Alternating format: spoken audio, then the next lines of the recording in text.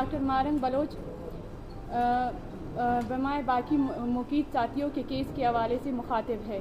اس press conference کا مقصد اس case کے پس منظر بلوچستان میں عدالتی نظام پر دباؤ کے اثرات اور بلوچ سیاسی اسیران کے خلاف متبادل قانونی دفاعات کے استعمال سے متعلق آگاہی فراہم کرنا ہے۔ ڈاکٹر مارنگ بلوچ کو 22 مارچ کو کوئٹہ کے علاقے سریاب سے اس وقت حراست میں لیا گیا جب وہ فورسز کی جارحانہ کریک ڈاؤن کے نتیجے میں شہید ہونے والے 2 نوجوانوں کی میتوں کے ساتھ پرامن دھرنے میں شریک تھی۔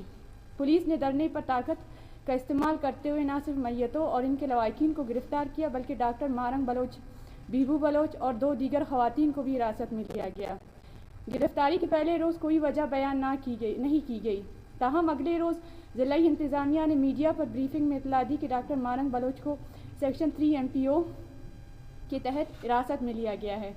ہم اس موقع پر یہ وضاحت کرنا چاہتے ہیں کہ 3 MPO ایک قانونی عمل ہے جس کا نفاذ 2011 میں کے ایکٹ کے تحت کیا جاتا ہے۔ اس ایکٹ کے مطابق ڈپٹی کمشنر متعلقہ فرد کو نوٹس کے ذریعے الزامات سے آگاہ کرتا ہے اور اگر نوٹس فرد تک نہ پہنچے تو اخبار میں اشتہار شائع کیا جاتا ہے۔ اس کے بعد حکومت اپنے الزامات کے ثبوت پیش کرتی ہے اور متعلقہ فرد کو اپنا دفاع کرنے کا موقع دیا جاتا ہے۔ اگر الزامات ثابت ہو جائے تو پھر گرفتار کیا جاتا ہے اور کیس کی نمائندگی ہوم ڈپارٹمنٹ کے ذریعے کی جاتی ہے۔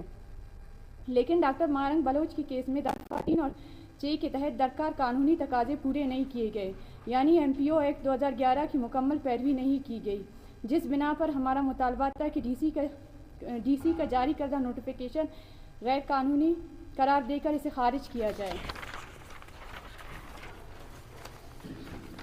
اس سلسلے میں ہم نے بلوچستان ہائی کورٹ سے رجوع کیا اور ہمارے وکلاء ٹیم نے معزز عدالت کے سامنے کیس کے تمام پہلوؤں کو واضح کیا، جس پر یہی امید تھی کہ معزز عدالت قانونی اور آئینی تقاضوں کو پورا کرتے ہوئے اس کیس کا فیصلہ سنائیں گے۔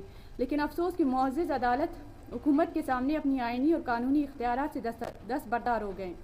گزشتہ 3 دن سے ڈاکٹر مارنگ بلوچ کے کیس میں فیصلہ متوقع تھا۔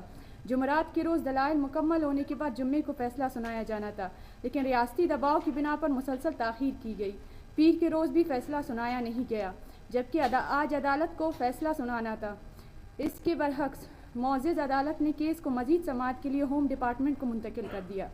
یہ ایک غیر معمولی اور حیران کن اقدام ہے۔ قانونی تقاضے پورے کیے بغیر عدالت کے بجائے انتظامیہ کو معاملہ بھیجنا انصاف کے تقاضوں کے منافی ہے۔ اگر عدالت ہمارے خلاف فیصلہ بھی سنا دیتی تو ہمارے پاس سپریم کورٹ جانے کا قانونی حق موجود ہوتا۔ تاہم اس فیصلے کے نتیجے میں اب ہمارے لیے سپریم کورٹ کا راستہ بھی وقتی طور پر بند ہو چکا ہے۔ ہوم ڈپارٹمنٹ کی جانب سے بنائی جانے والی کمیٹی جو بیوروکریٹس پر مشتمل ہوگی اس کیس کا فیصلہ کرے گی۔ اس کمیٹی کے فیصلے کے لیے کوئی مقررہ مدت نہیں، وہ ایک دن لے یا 1 سال، کوئی پابندی نہیں۔ اگر کمیٹی کا فیصلہ بھی خلاف انصاف ہوا تو ہمیں دوبارہ ہائی کورٹ سے رجوع کرنا پڑے گا اور وہاں سے سپریم کورٹ تک جانا ہوگا۔ یہ ایک جان بوجھ کر بنائی گئی پیچیدہ راہداری ہے جس کا مقصد صرف تاخیر اور انصاف سے انکار ہے۔ واضح رہے کہ اس کیس میں ڈاکٹر مارنگ بلوچ کے ساتھ ساتھ BYC کے دیگر کارکنان کی کیسز کو بھی شامل کیا گیا ہے اور اس فیصلے کا اطلاق ان تمام کیسز پر ہوگا۔ معزز صحافی حضرات، یہ تمام تفصیلات اس امر کی نشاندہی کرتی ہیں کہ اس کیس میں جان بوجھ کر تاخیر کی جا رہی ہے اور قانونی تقاضوں کو نظر انداز کر کے غیر قانونی اقدامات کو فروغ دیا جا رہا ہے۔ ہم عدلیہ، وکلاء، برادری اور انسانی حقوق کے اداروں سے اپیل کرتے ہیں کہ اس کیس میں انصاف کے تقاضے پورے کرنے میں کردار ادا کرے۔